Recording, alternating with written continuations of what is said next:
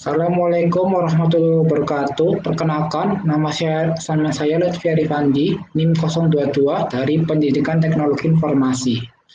Di sini saya akan menjelaskan tentang teori gelombang.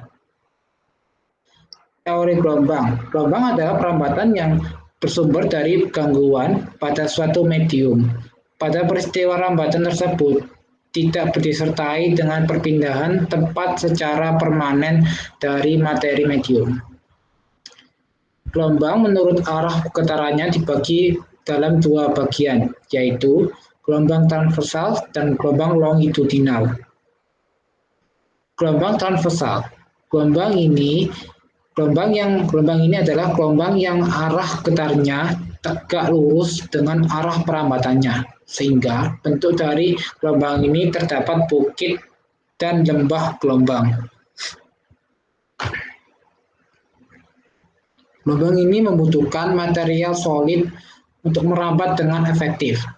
Hal tersebut menyebabkan gelombang ini tidak efektif merambat pada material cair dan gas.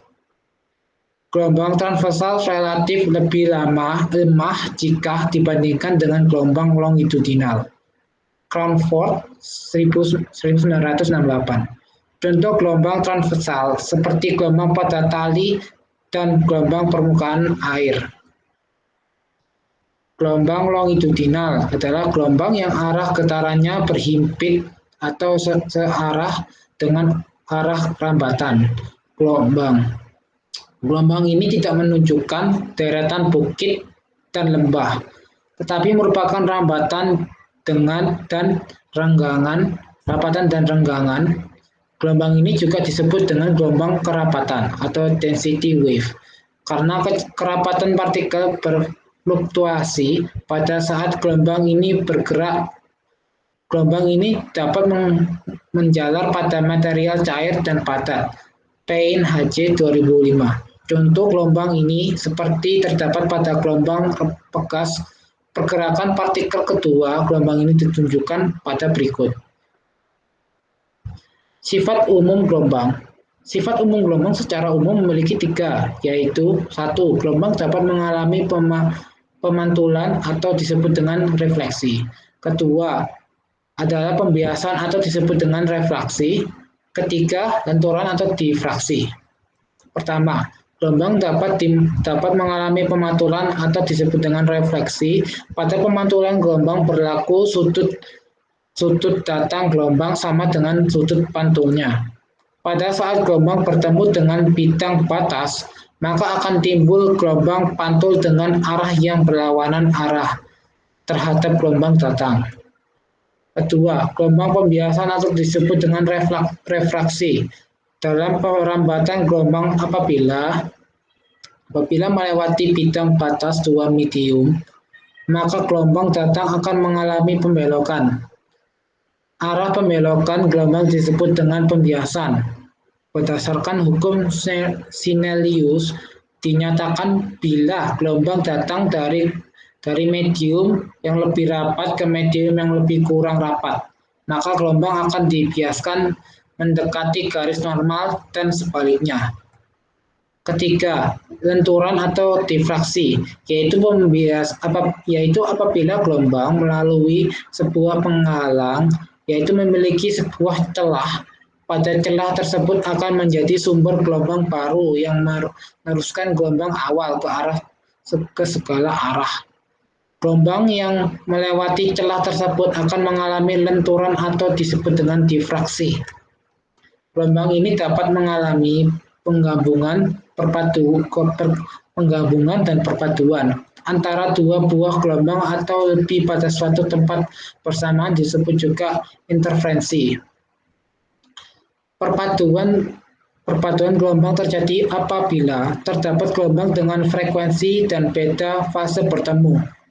Dengan interferensi gelombang dengan fase yang sama akan menyebabkan kedua gelombang akan saling menguatkan atau disebut dengan interferensi konstruktif, sedangkan interferensi gelombang yang fase yang berlawanan akan menyebabkan kedua gelombang saling melemahkan atau disebut dengan interferensi destruktif.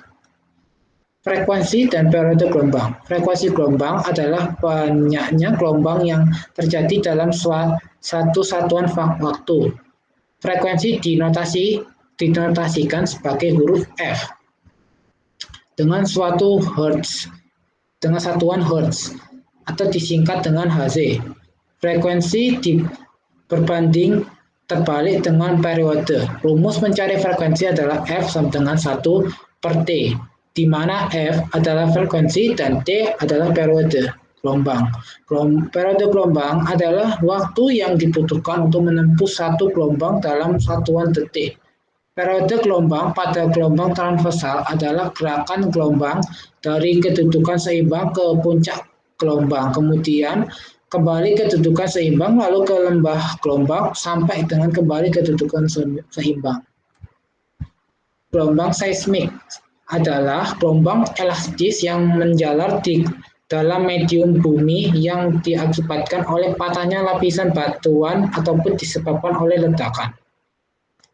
Gelombang seismik ini merambat sesuai dengan prinsip perambatan gelombang cahaya, pembiasan dengan koefisien bias, pemantulan dengan koefisien pantul, dan hukum Snellius, Fermat, dan Hughes, Ibrahim dan Suparjo 2005. Gelombang badan atau body wave. Body wave adalah gelombang yang merambat di bawah permukaan bumi. Gelombang ini bisa disebut dengan free wave, dikarenakan gelombang ini menjalar ke segala arah. Gelombang badan dibagi menjadi dua bagian, yaitu gelombang primer dan gelombang shear, atau disebut dengan gelombang sekunder. Gelombang P. Gelombang P disebut juga dengan gelombang konferensi, gelombang longitudinal, gelombang dilintasi, atau gelombang yang irotasional.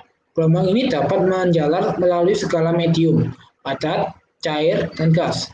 Gerakan partikel medium yang dilewati oleh gelombang ini searah dengan arah penjalaran gelombang didasarkan dengan jenis gelombang ini, yaitu gelombang longitudinal. Maka gelombang ini memiliki bentuk rapatan dan renggangan. Berdasarkan waktu tempuh perjalanan waktu perjalanan gelombang P lebih cepat dibandingkan dengan gelombang S. Disebabkan oleh hal tersebut, maka pada saat terjadi gempa bumi, gelombang P merupakan gelombang yang pertama tiba pada alat pencatat gelombang gempa bumi pada stasiun pencatat. Gelombang S. Gelombang S juga disebut sebagai gelombang sekunder atau gelombang transversal. Atau gelombang ini memiliki arah gerakan yang tegak lurus dengan arah perambatan gelombang. Didasarkan pada jenisnya, gelombang ini memiliki puncak dan lembah gelombang. Gelombang S merambat pada selah bebatuan dan bergantung pada medium yang dilalui. Gelombang ini hanya dapat menjalar pada medium padat karena medium cair dan gas tidak memiliki daya elastisitas untuk kembali ke bentuk asal. Berdasarkan waktu penjalarannya, waktu penjalaran gelombang S lebih lambat dibandingkan gelombang P. Gelombang S dibagi menjadi dua bagian, yaitu sekunder vertikal atau SV dan gelombang sekunder horizontal atau SH. Gelombang SV adalah gelombang S yang gerakan partikel terpolarisasi pada bidang vertikal. Sedangkan gelombang SH adalah gelombang S yang gerakan partikelnya horizontal. Gelombang permukaan atau surface wave. Gelombang permukaan adalah gelombang yang merambat di permukaan bumi. Gelombang ini memiliki frekuensi yang lebih rendah dibandingkan dengan gelombang badan. Amplitudo gelombang permukaan akan mengecil dengan cepat terhadap kedalaman. Hal ini diakibatkan oleh adanya dispersi pada gelombang permukaan, yaitu penguraian gelombang berdasarkan panjang gelombangnya sepanjang perambatan gelombang. Gelombang permukaan dibagi menjadi dua kelompok, yaitu gelombang Love dan gelombang Rayleigh. Gelombang love adalah gelombang geser S wave yang terpolarisasi secara horizontal. Kecepatan lambat gelombang ini umumnya lebih lambat daripada gelombang S. Dalam perjalanannya, gelombang ini tidak menghasilkan perpindahan materi secara vertikal. Gelombang ini merambat pada permukaan bebas pada medium berlapis dengan gerak partikel. Gelombang raylight. Raylight adalah gelombang yang menjalar di permukaan bebas pada medium berlapis maupun homogen dengan pergerakan menyerupai elips. Karena penjalaran gelombang ini berada pada permukaan bumi, maka amplitudo gelombang raylight akan berkurang dengan bertambahnya kedalaman. Pada saat terjadi gempa bumi besar, gelombang raylight akan terlihat pada permukaan tanah yang bergerak ke atas dan ke bawah. Kecepatan lambat gelombang raylight lebih lambat daripada gelombang love. Sekian dari penjelasan saya. Apa ada kekurangan? Mohon maaf. Saya akhiri. Assalamualaikum warahmatullahi wabarakatuh.